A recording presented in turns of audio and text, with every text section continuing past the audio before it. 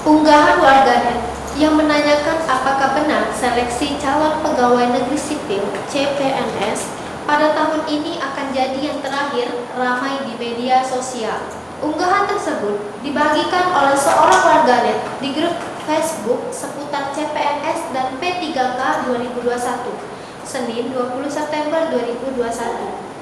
Berdasarkan informasi yang ia dapat, ke depan hanya akan ada seleksi pegawai pemerintah dengan perjanjian kerja P3K, tidak ada seleksi CPNS.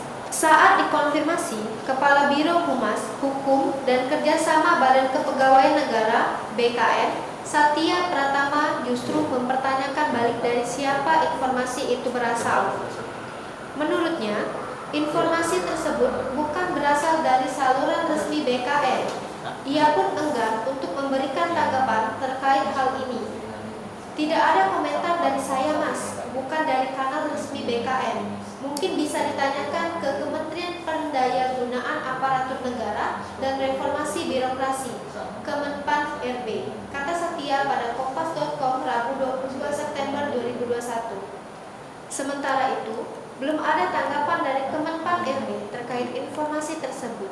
Kepala Biro Hukum, Komunikasi, dan Informasi Publik Kemenpan RB, Muhammad Efroj, tak kunjung merespon saat dimintai konfirmasi terkait informasi CPNS 2021 merupakan seleksi CPNS yang terakhir.